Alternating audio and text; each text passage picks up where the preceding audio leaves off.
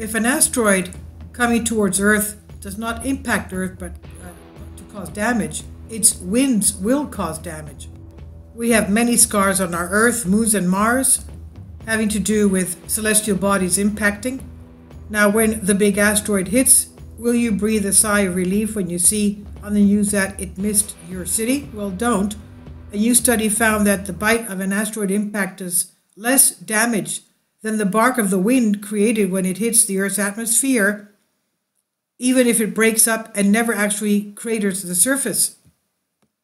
The study sounds more like something conducted by an insurance company than a group of astronomers, as reported in Meteorics and Planetary Science. Clemens Rumpf at the University of Southampton in the UK led a team that calculated the mortality risk of asteroids on residential areas based on whether the impact was a direct hit on a city, a splash in an ocean, or a flameout in the atmosphere.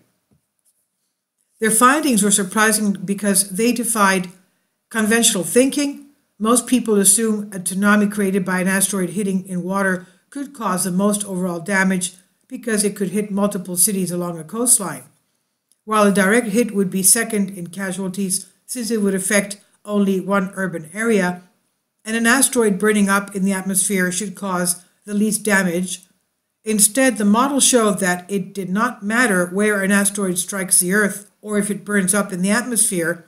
The millions of deaths a big one would cause would be widespread as the result of the winds created by the shock wave of the rock hitting the atmosphere. In other words, most people would be dead before they got crushed.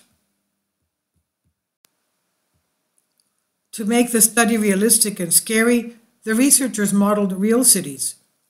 They determined that an atmospheric only 50-meter asteroid, that's about 150 feet, over London and Berlin would kill 1.2 million in Berlin and at least 2.8 million in London.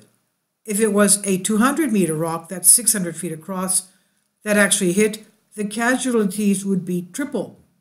Finally, support my Patreon account. The daily posts are 5 videos daily, and they are totally different from what I have on my YouTube channel.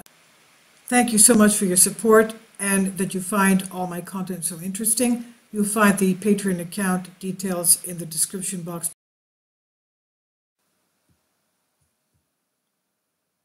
A similar asteroid hitting the ocean 62 miles off the coast of Rio de Janeiro would kill 30,000, with 92% of the deaths caused by the wind. Move it to the 10 kilometers, that's 6.2 miles off the coast, that's closer to the coast, 10 times closer. The casualties would rise to 1.4 million, with 60% from wind damage and a third from the heat blast as well. Now, how could the deaths occur? When the asteroid hits the atmosphere, the shock wave would create massive atmospheric pressure waves, tornado force winds, and intense heat as well. Take the usual death and destruction caused by a killer tornado hitting a city and multiply it by hundreds. Then add the pressure waves and heat, which would occur even if there was no surface impact, and you have conditions that quickly cause internal organs to burst. Is there any good news? No, there isn't. Okay, there's a little, but we already know this without the study. Big asteroids, 200 meters in diameter or more, that's 600 feet or more, only hit on average once every 40,000 years. For comparison, the Chelyabinsk meteor that exploded over that Russia town in 2013 was only 60 feet wide, that's 20 meters, and its shockwave only damaged buildings for up to 50 miles on either side of its path. Now, if you're still worried, start saving your money for an evacuation excursion on one of the Elon Musk spaceships. This is by Paul Seaburn, Mysterious Universe on Bended Reality. Please leave your comments, and thank you for your support.